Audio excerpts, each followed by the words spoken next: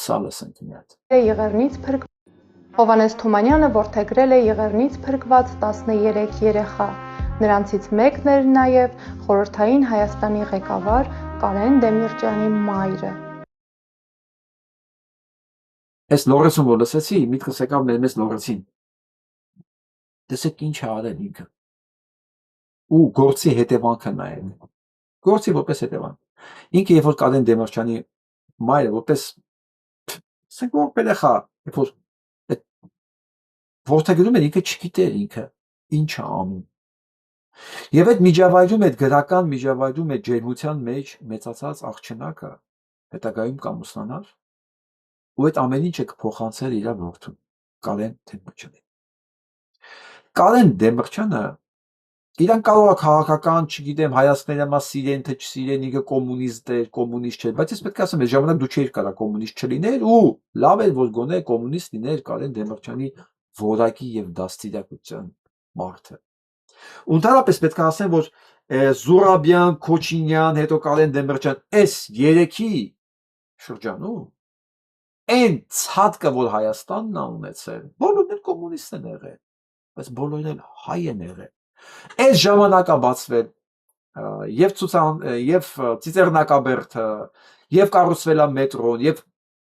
հայկական երաժշտությունն ու գրականությունը, ազատ խոսքը միանգամից թռավ վերև։ Հասկանում եք, այս ընդհանրապես տեսեք, վերադառնամ հիմա Թումանյանի մի փոքրիկ գթասրտությանը ու դրա հետևանքին։ Մի որ աղջկա փրկելը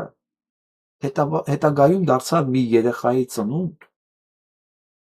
որը պետքա կերտեր էսթետիկա Հայաստանում։ Հենց այն որակի էսթետիկա, այն ինչ որ Թումանյանը կարողացել էր դնել այդ իր մոր այդ աղջնակի մեջ։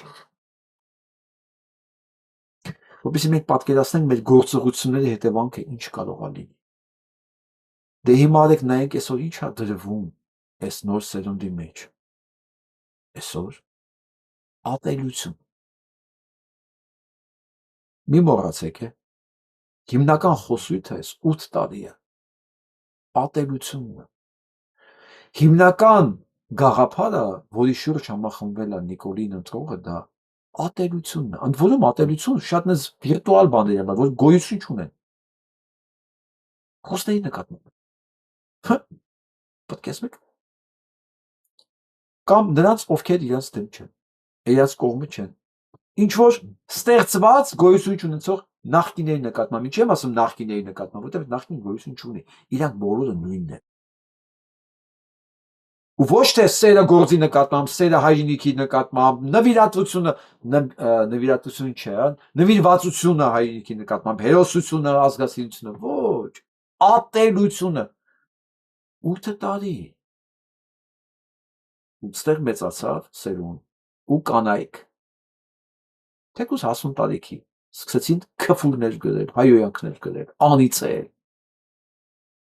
Ինչ եք կարծում։ Ինչ է լինելու հետևանքները։ Տեսեք, մի փոքրիկ բادوության օրինակի վրա ես վերեցի Հովհաննես Թումանյանի գործը եւ հետևանքը։ Իսկ ինչ էսթետիկա էր կերտում Կարեն Դեմիրճյանը 70-80-ական թվականների ամբողջ գրականությունը, քաղաքային ֆոլկլորը ամբողջը գալիս է հենց այդ էսթետիկայից։ Ինքը սահմանել էր մի հատ նշաձող, որի շուրջն էր պատտվում ամեն ինչ, որտեղ կոմպոզիտորները գրում են ըստ այդ բարձրագույն նշաձողի, որտեղ գիտեն, այնտեղ կանգնած է մի հատ քննադատ, որը ներում բեկում չկա, ոչ մի ցածրակարգ բան չէր ընդունել։ Այսօր որտեղ է այդ նշաձողը։ Ով է Փաշինյան Նիկոլի կողքը։ Հիշեք եք։ Թութու լավա։